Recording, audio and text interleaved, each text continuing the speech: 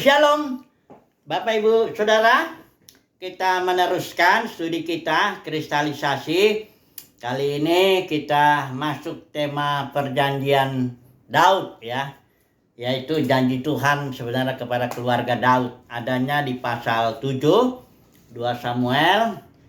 Jadi kita mau melihat ini bagaimana Daud mendapatkan janji Tuhan ya mengenai kerajaannya ya. Jadi dijanjikan ada 3 hal. Mari kita melihat dulu pasal 7 ada 3 janji Tuhan mengenai keluarga Daud. Ini janjinya konteksnya begini. Jadi Daud sudah jadi raja Israel, kita tahu, dan dia sudah berperang dan menang ya kemanapun dia pergi. Kemudian dia memindahkan tabut dari Kiryat Yearim, itu kita sudah bahas kemarin, sampai masuk ke kota Daud, Yerusalem. Daud bikin kemah ya, dia taruh di sana tabut itu. Tapi juga Daud membuat suatu kayak ibadah begitu, ada nyanyi-nyanyian dan sebagainya. Kemudian Daud juga sudah dibikin istananya ya oleh Hiram, ini raja negeri Tirus ya. Dia ini digerakkan Tuhan untuk membangun istana Daud. Ada rumahnya juga, sehingga akhirnya Daud pikir begini. Ayat 2 dia bilang, berkatalah raja kepada Nabi Nathan ya, lihatlah aku ini diam dalam rumah dari kayu aras ya. Padahal tabut Allah ini saya pakai Elai ya, diam di bawah tenda. Jadi sebenarnya Daud ini berencana untuk membangun bait suci ya, yang megah begitulah kira-kira ya. Nah, tapi disinilah Tuhan memberikan jawaban ya akan kerinduan Daud itu untuk membangun bait itu ya. Ada 3 hal yang Tuhan janjikan di sini. Dia bilang, pertama, aku akan membuat besar namamu, ayat 9 ya, seperti nama orang-orang besar yang ada di bumi. Kemudian yang kedua berikut dikatakan, Tuhan akan memberikan keturunan kepadamu. Aku akan membangkitkan keturunanmu yang kemudian anak kandungmu, dan aku akan mengokohkan kerajaannya.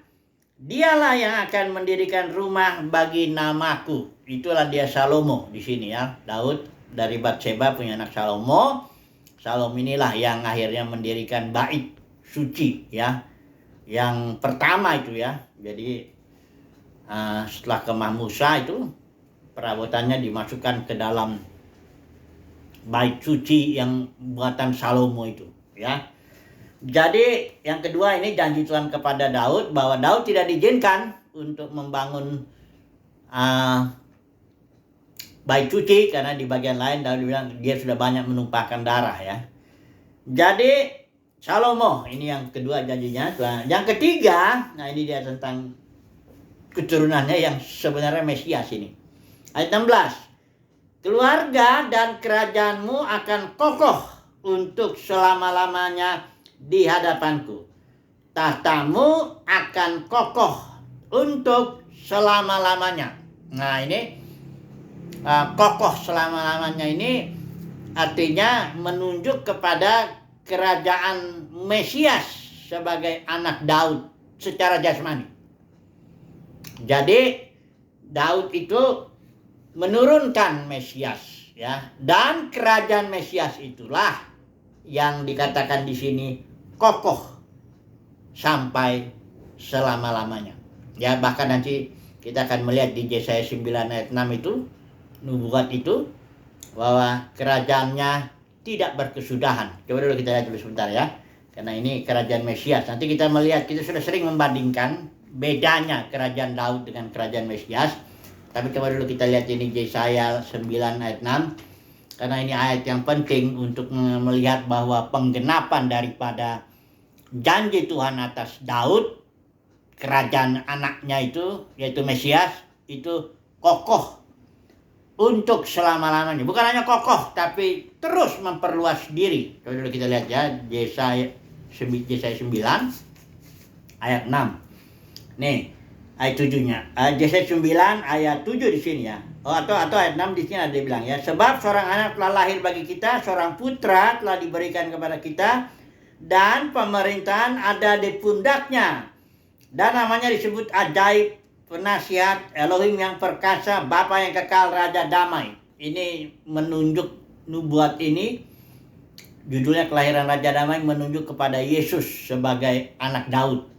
Ayat 7, dalam hal perluasan pemerintahannya, jadi bukan hanya kokoh, tapi terus dia perluas pemerintahannya itu meluas begitu ya. Menaklukkan segala sesuatu gitu. Bahkan dalam hal damai sejahtera tidaklah berkesudahan. Ya, dikatakan di atas tahta Daud dan di atas kerajaannya. Jadi janji ketiga Daud ada 3 janji Tuhan atas Daud. Yang pertama, Tuhan akan membuat besar namanya Daud ini, ya, seperti dikatakan di sini nama orang-orang besar yang ada di bumi, itu nomor 1. Yang kedua, Tuhan akan bangkitkan keturunan dan anak kandungnya inilah yang akan membangun bait suci. Itulah Salomo, ya, penggenapannya.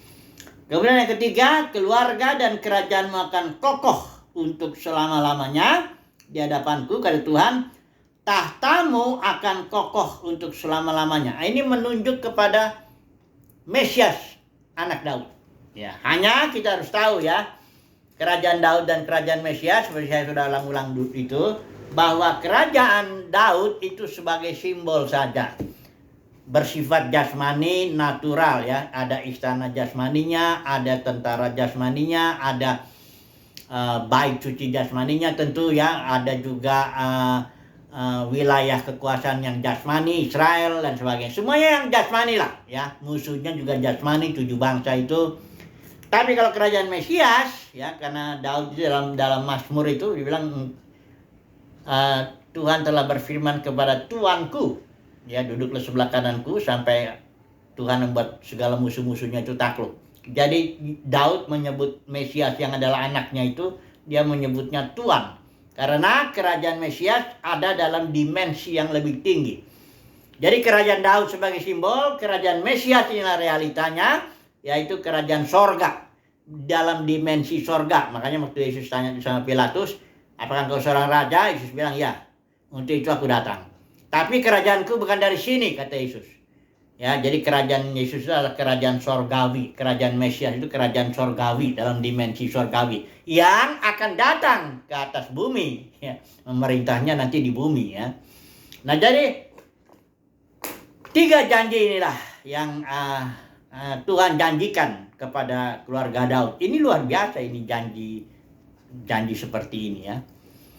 Kalau janji keimaman ini ada pernah ya, si Pinehas, ini kasus di mana dia dijanjikan bahwa perjanjian keimaman. Ini saya baca ya, Bilangan pasal 26. Ini kasusnya karena Pinehas dengan giat dia membela kehormatan Tuhan. Pada waktu itu Israel dia tinggal di Sitim itu di Bilangan 25. Bangsa ini berzina dengan perempuan Moab ya. Kemudian Pinehas dengan giat membela Tuhan dan membunuh ada seorang yang namanya Kosbi ya, ini perempuan Midian dengan laki-laki Israel itu dibunuh oleh Pinehas ya. Dan Tuhan bilang begini, sebab itu katakan kepada Pinehas, sesungguhnya aku berikan kepadanya perjanjian keselamatan yang daripadaku. Ayat 13, untuk menjadi perjanjian mengenai keimaman selama-lamanya bagi dia dan bagi keturunannya.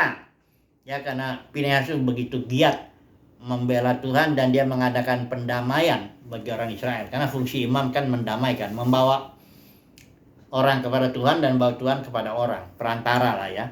Nah, ini janji keimaman ini diberikan kepada Pinehas, tapi janji kerajaan, kingdom, ini diberikan kepada Daud ya. Mengenai kingdom ini saya mau bicara dulu, karena memang dari semula rencana Tuhan itu adalah menegakkan kerajaannya di bumi ini melalui seorang yang dipilihnya itu Mesias ya. Jadi fokus rencana Bapa itu bumi. Saudara lihat di Kejadian 1 ayat 26-28. Baiklah kita menjadikan manusia serupa dan segambar dengan kita, yang pertama. Ya, rencana ini ya belum jadi ketika Tuhan menciptakan Adam Hawa, belum jadi itu, belum serupa segambar. Adam itu masih dalam kondisi innocence ya, belum kudus, belum juga berdosa ya, dia masih netral kira-kira begitu ya.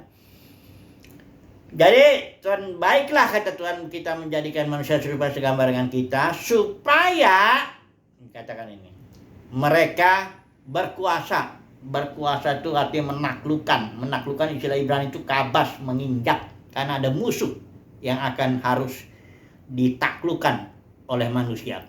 Dan dikatakan di situ supaya manusia itu berkuasa atas seluruh bumi. Jadi fokus rencana Bapa itu bagi manusia adalah bumi ini yang harus ditaklukkan, dikuasai, diolah, kira-kira begitu. Kenapa mesti ditaklukkan? Karena ada musuh. Tuhan juga menaruh kerajaan gelap di sini, yaitulah disimbolkan pohon maut itu, pohon pengetahuan baik dan jahat. Pohon maut itu penguasanya iblis sesuai kitab Ibrani. Sementara pohon kehidupan itu simbol daripada Yesus, karena Yesus datang untuk memberikan life, hayat, kerajaan terang. Jadi dari awal pun rencana Bapa memang kingdom, bahwa manusia akan menjadi suatu kerajaan yang akan menaklukkan kerajaan gelap dan bahkan segala sesuatu yang menentang Tuhan itu ditaklukkan ya. Iblis itu diinjak ya, kira-kira begitu. Kerajaan gelap itu ditaklukkan. Jadi dari Kejadian 1 ayat 26-28 kita sudah jelas bahwa rencana Tuhan adalah kingdom, dan itu fokusnya bumi, kerajaan surga di bumi. Makanya doanya kan Tuhan Yesus bilang, datanglah aja, kalau di murid-muridnya diajarin doa, datanglah kerajaanmu, datang dari dimensi surgawi turun ke dalam dimensi bumi, supaya bumi itu penuh kemuliaan Tuhan, bumi itu bergerak menuju bumi yang baru ya. Jadi fokus Tuhan, rencana Tuhan itu bukan surga. Kalau orang Kristen dalam ini dan bilang Kristen pengennya kabur dari bumi naik ke surga kan gitu ya. Ada lagi ajaran pengangkatan, katanya nanti kita akan diangkat melayang ke sana, entah gimana kita akan diangkat, dievakuasi gitu ya. Karena nanti katanya datang antikristus. Ini ajaran betul-betul tidak ngerti rencana Tuhan lah ya. Bukan kita yang mesti diangkat ke surga itu yang mesti turun ke bumi ini ya. Bukan kita ke sana. Kerjaan surga dalam diri kita kok. Hanya kita harus manifestasikan itu di bumi, dalam kehidupan sehari-hari juga ya. Jadi fokus kerajaan surga itu fokus rencana Bapa itu bumi, dan apa itu kingdom ya. Itu dari pertama ya, Kejadian itu. Kemudian Abraham, ini juga jelas kingdom, karena kalau sudah lihat itu latar belakang kenapa Abraham dipanggil, itu sebelumnya itu di pasal 11 itu ada kerajaan yang namanya Nimrod. Nimrod seorang yang berkuasa, yang pertama kali berkuasa itu Nimrod. Dalam arti berotoritas, dia bangun kerajaannya. Ada banyak, Asyur, Babel atau apa semuanya itu dibangun sama Nimrod ya. Kemudian kita tahu dihancurkan kerajaannya oleh Tuhan, Babel itu. Pecahlah kerajaan Babel itu. Kalau sudah lihat Ur-Kasdim, daerah Abraham itu dengan Babel itu daerah Irak sekarang itu dekat ya. Dan setiap kerajaan-kerajaan kecil pecahan kerajaan Nimrod ini ya, itu ada Tuhannya sendiri, ada dewanya ya. Kalau Babel itu dewanya Bel ya namanya. Kalau Ur-Kasdim ada dewa bulan atau apa ya itu ya, yang apa, Terah, di atasnya Terah itu bapaknya Abraham. Bahkan Terah sendiri masih menyembah itu dewanya kerajaan Ur-Kasdim ya. Nah dari kerajaan-kerajaan itu Tuhan pilih Abraham supaya Abraham menjadi suatu bangsa, sebenarnya menjadi suatu kingdom, untuk supaya kerajaan dunia ini akan menjadi kerajaan Tuhan dan yang diurapinya. Jadi panggilan Abraham itu adalah panggilan membangun kingdom ya. Jadi nah makanya kita lihat perjanjian berikut, kita lihat Keluaran 19. Coba kita lihat ya, Keluaran 19 itu perjanjian Yahweh kepada Israel sebagai suatu bangsa, itu juga kingdom. Coba lihat, kita lihat Keluaran 19 ya. Jadi Israel itu setelah jadi bangsa itu ya diinisiasi oleh Musa, itu seolah memperanakan Israel lah menjadi suatu bangsa ya, dan dibawa keluar dari Mesir ya. Coba lihat Keluaran 19 ini ya. Dikatakan di sini ada 3 janji Tuhan kepada Israel. Yang pertama, bahwa kamu akan menjadi harta kesayanganku sendiri, kata Tuhan dari antara segala bangsa. Itu sama 1 ya. Yang kedua, kamu akan menjadi kerajaan imam. Itu artinya raja-raja dan imam-imam. Israel itu memang dirancang menjadi kingdom ya, dan imam juga. Artinya membawa bangsa-bangsa lain kepada Yahweh dan membawa Yahweh kepada bangsa-bangsa lain. Sebelum Israel gagal anak lembu emas itu ya, yang membuat jadi suku Lewi yang jadi imam. Sebenarnya enggak. Semua bangsa itu adalah raja-raja, semua bangsa itu adalah imam-imam. Sama seperti gereja juga nanti ya, kita lihat dulu ya ini ya. Yang kedua, jadi janji Tuhan kepada Israel, yang pertama itu tadi kamusnya itu harta kesayangan, yang kedua menjadi kerajaan imam. Baru yang ketiga menjadi bangsa yang kudus. Kudus itu artinya dipisahkan, dikhususkan untuk maksud Tuhan yang unik ya, Israel itu. Jadi dari Kejadian 1 ayat 26 28 jelas itu pertama, kingdom ya. Manusia itu direncanakan serupa segambar dengan dia supaya menjadi kingdom yang menaklukkan kerajaan gelap. Jadi dilambangkan dengan ini, pohon kehidupan itu, life ya. Tapi juga kan ada authority-nya juga di situ kan. Kalau engkau makan ini, engkau akan begini ya.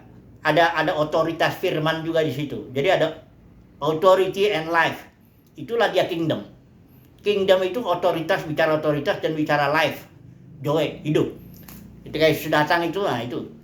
Kalau ini life dengan authority ini nanti akan menaklukkan kerajaan maut, kerajaan gelap ya.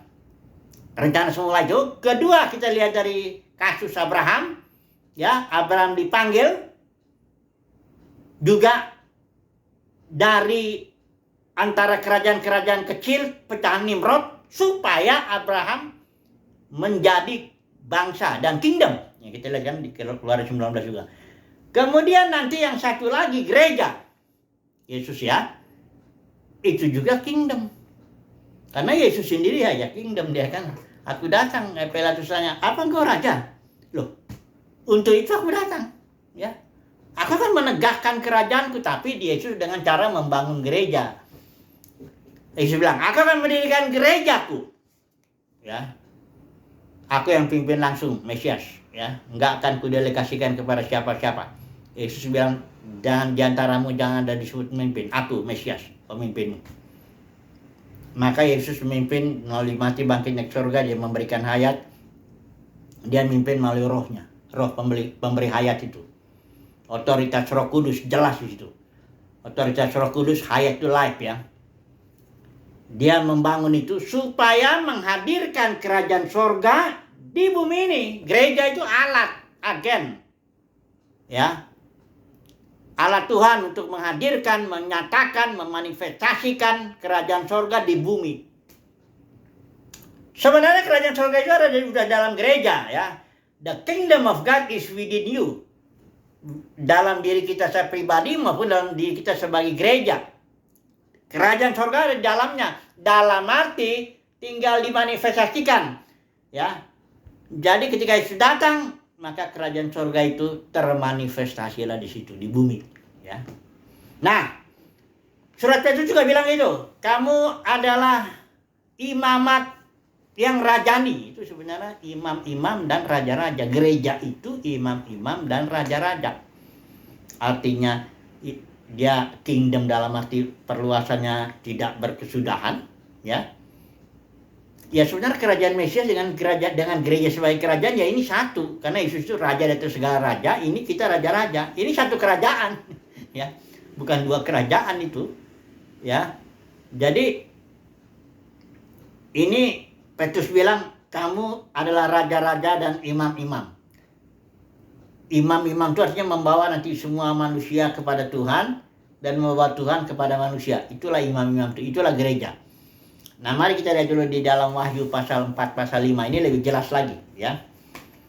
Wahyu pasal 5 lah, ya. Ini ada penglihatan di sorga itu kan, ini pasal 4, pasal 5 itu ini sangat bagian yang sangat penting ini, di mana Rasul Yohanes diangkat ke dalam dimensi sorgawi, ya. Dan dia di ayat 4 nih, ya. Sesudah aku melihat hal-hal itu, dia baru melihat yang pasal 2, pasal 5 mengenai gereja yang udah jatuh itu. Sesudah itu, aku melihat, dia bilang, ada sebuah pintu yang terbuka di sorga. Ya, ada suara mengatakan, naiklah ke sini, aku akan menunjukkan kepadamu. Nah, ditunjukkanlah pertama ada tahta di situ. Namanya juga kingdom, ya, sorga. Kerajaan sorga, ada tahta di sana, ada 24 tua-tua, ada 4 makhluk, ada lautan kaca, ada malaikat, dan sebagainya. Tapi kita mau bertanya, siapakah 4 makhluk dan 24 tua-tua itu? Sebenarnya itulah dia gereja. Mari kita lihat di pasal 5 ini, ya. Ayat 6, perhatikan, ya. Dan aku melihat dan lihatlah di tengah-tengah tahta dan keempat makhluk hidup itu, dan di tengah-tengah para tua-tua itu ada anak domba yang berdiri seperti yang telah disembelih, ya. Kemudian dikatakan di sini, ayat 8 lagi, dan ketika dia menerima kitab itu, keempat makhluk hidup dan ke-24 tua-tua itu tersungkur di depan anak domba, seraya masing-masing memegang kecapi dan bokor emas, ya. Kemudian ayat 9, mereka itu keempat makhluk dan 24 tua-tua itu menyanyikan nyanyian baru. Nyanyiannya begini. Layaklah engkau untuk mengambil kitab itu dan membuka meterai-meterainya, sebab engkau sudah disembelih, dan dengan darahmu engkau itu Yesus, ya, maksudnya anak domba itu yang sudah disembelih, engkau sudah membeli kami bagi Elohim dari setiap suku, bahasa, dan kaum, dan bangsa. Ini gereja ini. Dan engkau telah menjadikan kami 24 tua dan 4 makhluk itu, ya, raja-raja dan imam-imam. Itu ayat 10. Wahyu 5 ayat 10. Nanti suruh baca aja sendiri. Dan kami, itu yang 4 makhluk 24 tua-tua itu, gereja itu, akan memerintah di atas bumi. Nah, jadi gereja itu adalah kingdom yang nanti akan memanifestasikan kingdom, menampilkan kingdom, memerintah di bumi. Bukan kita yang kabur ke sorga sana. Kalau saudara tanya dalam kekristenan, orang-orang yang datang ke ibadah-ibadah minggu itu, gedung-gedung itu pasti itu pada pengen ke sorga, pergi dari bumi ini, lari ke sana. Ya, rencana Tuhan tidak gitu. Bukan kita yang harus kabur dari bumi ini. Itu sebab rencana Bapa semula ketika dia menciptakan manusia itu supaya memerintah di bumi, menaklukkan segala sesuatu di bumi. Bumi itu rencana Tuhan. Tapi kalau di gedung-gedung denominasi sorga gitu. Makanya udah kebalikan deh, ya. Kebalikan lah udah, ya. Bukan ngajarin orang, ya itu ngajarin orang masuk sorga karena nggak sadar bahwa sorganya sudah di dalam batin kita. Tapi umat pilihan Tuhan pasti sadar di dalam dirinya ada emang kerajaan sorga, mereka sudah jadi warga kerajaan sorga, sudah dalam kerajaan sorga. Tinggal memanifestasikannya aja di bumi. Yerusalem baru kalau kita lihat turun dari surga ke bumi. Nah, ini mengenai kingdom, ya. Coba dulu kita aplikasikan dulu sekarang. Ini udah, ya bolehlah kita aplikasikan sekaligus kita nanti tarik kesimpulan, ya. Cerita tentang janji Tuhan kepada Daud yang intinya itu kingdom, ya. Bahwa tahta Daud terus tak berkesudahan, kokoh selama-lamanya. Kerajaan Mesias itu kita lihat dari Yesaya 9 ayat 6 dan 7 itu akan memperluas diri sampai menaklukkan segala sesuatu, ya. Sampai setiap lutut bertelut, lidah mengaku Yesus itu adalah Tuhan, ya. Makanya ini soal keselamatan juga ini coba dulu kita lihat sebentar, ya. Keselamatan manusia itu soal kingdom, soal otoritas, bukan soal kemauan manusia.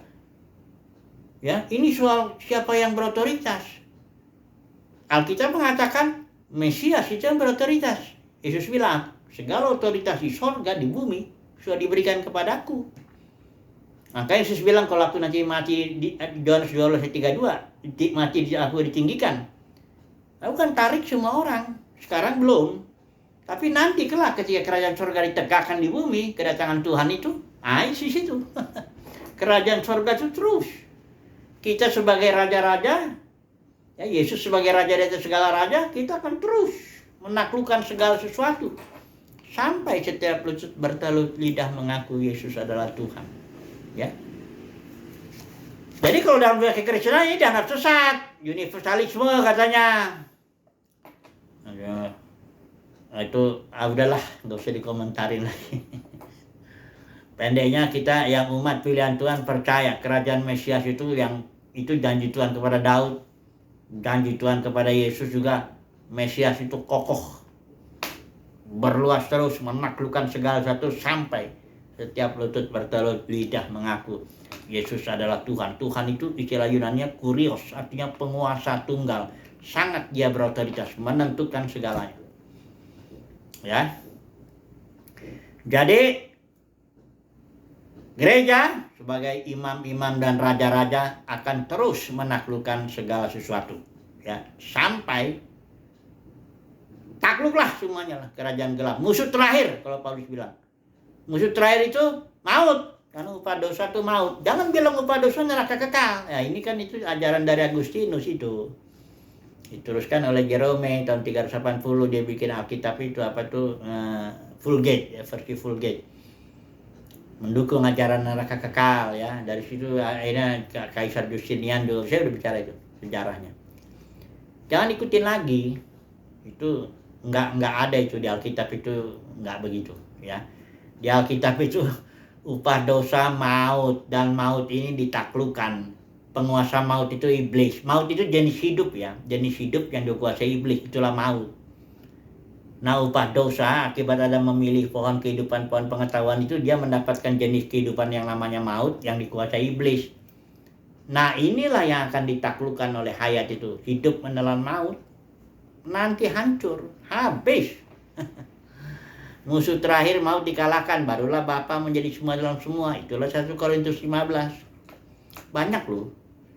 Video-video saya yang awal-awal tuh mungkin ratusan itu bicara soal keselamatan semua manusia, bahwa semua manusia akhirnya akan takluk ya, jatuh di bawah kepemerintahan. Memang itu rencana Bapa sih ya.